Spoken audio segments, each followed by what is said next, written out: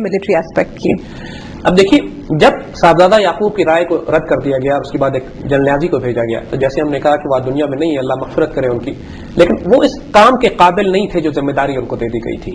کیونکہ دیکھیے جو تاریخی بلنڈرز ہو چکے تھے, اب فوجی نقطہ نظر سے اس کو قابو کرنا تھا. جو تاریخی historical blunders, political blunders, diplomatic blunders, media information warfare complete failure, ہر فرنٹ پہ ایسٹ پاکستان میں جو کچھ فساد برپا ہو رہا تھا ڈیلیبریٹلی حکومت نے مغربی پاکستان کو نہیں بتایا, اس خیال سے کہ شاید ریئیکشن مغربی پاکستان میں موجود بنگالیوں کے خلاف نہ آئے.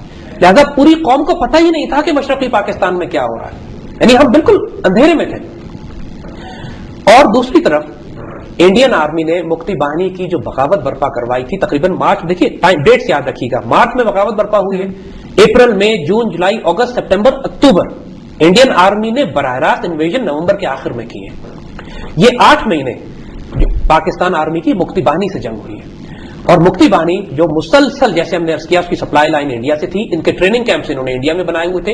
انڈیا نے 2-3 پروپیگنڈے کر رکھے تھے. ایک پروپیگنڈا یہ کر رکھا تھا کہ جناب ایسٹ پاکستان میں پاکستان فوج نے چونکہ بڑے ظلم کیے لہذا بنگالی ہجرت کر کے انڈیا جا رہے ہیں اور ہم پر اتنے بڑی ذمہ داری ریفیوجیز کی عائد ہو گئی ہے کہ ہم اس کو سنبھال نہیں سکتے. 1 کروڑ ریفیوجیز کا فگر دیتے ہیں, جھوٹ اور خرافات اور مکاری. نہ کوئی وہاں UN ایجنسی موجود تھی ان ریفیوجیز کو گننے کے لیے, نہ وہ ریکگنائز ریفیوجیز تھے. ریفیوجیز وہ تھے ہی نہیں, وہ مکتی باہنی کے گنڈے تھے جن کو سڑک پار کرا کے ٹریننگ کیمپ بنا کے اور گاؤں کے گاؤں انہوں نے سردی علاقوں سے کچھ خالی کرائے تھے, موسٹلی ہندوز, اس لیے کہ پاکستان کو غصہ ہندوؤں پہ زیادہ تھا. اور جو پرو پاکستانی ایلیمنٹ تھے, جو پرو پاکستانی بنگالیز تھے, وہ بھی ہندوؤں کے خلاف اپنا غصہ نکالتے تھے. تو ہندو زیادہ نکلے تھے وہاں سے. مکتی باہنی کے کیمپس لگے ہوئے تھے جو ٹریننگ ان کی براہ راست انڈین آرمی کر رہی تھی. اور 1 سال انڈین آرمی تیاری کرتی رہی ہے نومبر میں پاکستان پر حملہ کرنے کی. ان کی پلاننگ اس وقت تھی کہ مانسون کے بعد ہم نے حملہ کرنا ہے. انہوں نے پوری ایسٹرن کمانڈ تیار کی, سڑکیں بنائی, پل بنائے, راستے بنائے, ٹریکس بنائے, millions of tons of equipment shift کر کے وہ آسام اور 7 سسٹرز جو مشرق میں ریاستیں ہیں, 7 انڈین ریاستیں ہیں 7 سسٹر اسٹیٹس کہلاتی ہیں, وہاں پہ انہوں نے لا کے سامان ڈمپ کیا کیونکہ ان کا مقصد تھا 9 اطراف سے حملہ کرنا. ایسٹ پاکستان کی جیوگرافی بڑی ڈیفینسو جیوگرافی بڑی عجیب و غریب ہے. تو اب یہ جب انہوں نے تیاری اپنی مکمل کر لی, ایسٹ پاکستان آلموسٹ چاروں طرف سے گھر چکا تھا. سمندر میں انہوں نے بحری بیرے لا کے رستہ لگا دیا, بند کر دیا. مشرق, مغرب اور شمال ایسٹ پاکستان کے چاروں طرف انڈیا, انہوں نے مکمل گھیرا لگا لیا تھا. ٹریننگ کیمپ مکتی باہنی کے بنا لیتے, فوجیں ڈمپ ہو گئی تھی, تیاری ہو گئی تھی, اطمینان تھا. وہ صرف مانسون سیزن ختم ہونے کا انتظار کر رہے تھے. ایک بات اور یاد رکھیے گا, 1965 کی وار کے بعد جیسے ہم نے عرض کیا تھا کہ پاکستان کی تمام ملٹری ہارڈ ویئر اور اکوپمنٹ پہ پابندی لگا دی گئی تھی. یعنی ہم اپنی تاریخ میں کبھی بھی اتنے ڈیفینس لیس نہیں ہوئے تھے ملٹری ہارڈ ویئر کے لحاظ سے جتنا ہم 1971 میں تھے. ہمارے پاس کوئی ملٹری اکوپمنٹ, کوئی ہارڈ ویئر ایسا نہیں تھا.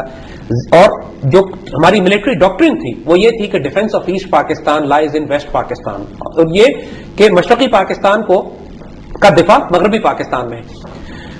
انڈینز کو یہ پلان ان کا یہی تھا کہ مشرقی پاکستان کے ساتھ ساتھ ہم نے مغربی پاکستان پہ بھی حملہ کریں گے اس کے بعد, اور انہوں نے بڑے مضبوط ڈیفنسز مغربی پاکستان پہ بھی لگا لیے تھے. ہمارے پاس بہت شدید تکلیف تھی اکوپمنٹ کی اور سپلائیز کی. مشرقی پاکستان میں جب انہوں نے مکمل گھیرا ہمارے خلاف لگایا, مارچ میں بغاوت شروع کرائی مکتی باہنی کی, 8 مہینے یہ بغاوت چلی ہے. پاکستان آرمی کے جو فائٹنگ ریگولر ٹروپس تھے ان میں بھی زیادہ تر وہ تھے جو صرف پولیس ڈیوٹیز کے لیے بھیجے گئے تھے, نئے تربیت یافتہ رنگروٹ تھے. کوئی ریگولر بہت ہی زیادہ اسپیشل فورسز ہماری وہاں پہ استعمال نہیں ہو رہی تھی. 40-50 ہزار کے قریب جوان تھے, اور جو 93,000 کا فگر دیا جاتا ہے قیدی, یہ بھی جھوٹ. اس میں تقریباً 45-50 ہزار لوگ سویلینز تھے, سویلین امپلائیز, ملازم, عورتیں, بچے, فیملیز, ان کی فائٹنگ فورسز تھوڑی تھی. اب اس حالت میں 9 مہینے ہمارے ٹروپس ان جنگلوں میں لڑتے رہے. پہلے آبجیکٹو یہ تھا کہ چپے چپے کی حفاظت کی جائے, کیونکہ مکتی باہنی کے گنڈے ہر گاؤں ہر ولیج میں جا کے پرو پاکستانیوں کو شہید کر رہے تھے. لہذا ایک ایک گاؤں میں ہماری فوج بکھری ہوئی تھی, یعنی 10-10, 20-20, 100-100, 50-50 کی ٹکڑیوں میں پوری فوج بکھری ہوئی تھی. نومبر میں جب انڈیا نے انویژن کی ہے 9 اطراف سے, تو ہمارے لیے بڑا سیریس کرائسس ہو گیا. ہمارے فوجیوں کی حالت یہ تھی کہ ان کو 9 مہینے سے آرام نہیں ملا تھا, ٹروپس ریسائیکل نہیں ہو سکے تھے, ان کے پاس سپلائیز ختم ہو گئی تھی, نہ ایئر سپورٹ تھی, نہ گراؤنڈ سپورٹ تھی, نہ آرمر تھا, نہ ٹینک تھی, آرٹلری تھی. اس صورتحال میں مکتی باہنی بیچ میں آپریٹ کر رہی تھی.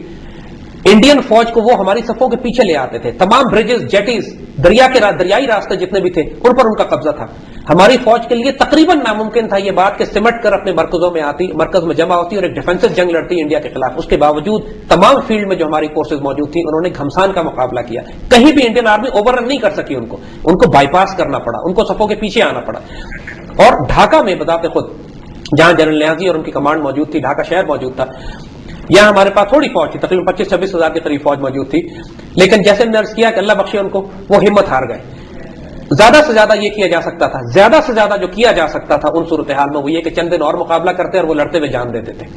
یہ کر دیتے تو شاید عزت زیادہ ہوتی، لیکن انہوں نے ہتھیار ڈالنا پسند کیا. یہ بات کسی طرح بھی ریکمینڈ نہیں کی جا سکتی، لیکن we have to understand the circumstances. ایک ہوپلیس سچویشن تھی، یعنی وہ یا تو ہم 50,000 سپاہی جان دیتے، یا ان کو جب، اور ڈسپلین کی پابندی اتنی تھی کہ ایک دفعہ جب کمانڈ کی طرف سے حکم آ گیا کہ ہتھیار ڈالو تو سپاہیوں نے پھر مجبوراً اپنے آپ کو سرنڈر کرنا پڑا. لیکن try to understand the environment جس میں یہ صورتحال بلڈ ہوئی تھی.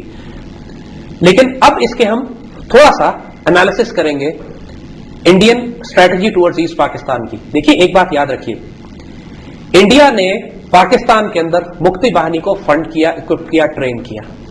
پاکستان میں سیاسی اختلافات تھے، ہمارے اپنے اختلافات تھے. انڈیا کو کس نے حق دیا تھا کہ پاکستان کے اندر ایک انسرجنسی ڈیولپ کرے، فورسز بھیجے، جنگ برپا کرے، اور آخر میں ایکسپلائٹ کرتے ہوئے اپنی فوجیں اس میں داخل کرے. جو بات بہت سمجھنے کی ہے یہاں پہ، جو بہت اہم نقطہ ہے کہ پاکستان اور انڈیا کی جو ہمیشہ لڑائی ہوتی رہی ہے وہ لائن آف کنٹرول پہ، ڈسپیوٹڈ ٹیریٹریز پہ ہوتی رہی ہے، ان ایشوز پہ، ان جگہوں پہ ہوتی رہی ہے جو اختلاف، جن کا اختلافی تھے. پہلی دفعہ یہ 71 میں واقعہ ہوا ہے کہ ایکچوئل انٹرنیشنل بارڈرز کو کراس کیا گیا ہے اور پاکستان کے ایک حصے پر قبضہ کر کے اس کو توڑا گیا ہے دہشت گردی اور انسرجنسی کو سپورٹ کرتے ہوئے. یعنی یہ پوائنٹ اس لیے ضروری ہے کہ اب انڈیا نے ایک مثال قائم کر دی.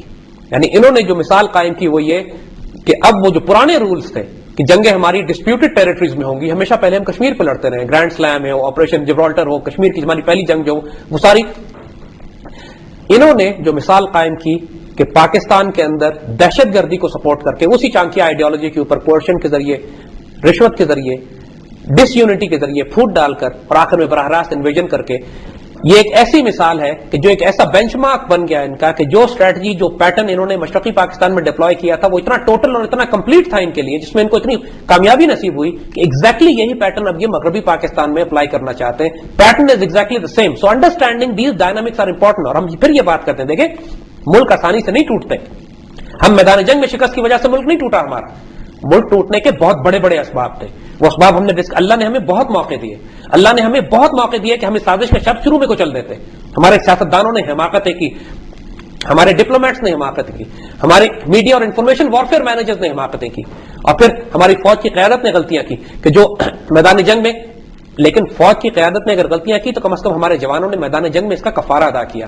ہمارے سیاستدانوں نے ابھی تک کوئی کفارہ ادا نہیں کیا ان حماقتوں کا جن کی وجہ سے ایسٹ پاکستان ٹوٹا ہمارا. یہ صرف کہہ دینا کہ چونکہ فوجی حکومت تھی اور فوج نہیں لڑی لہذا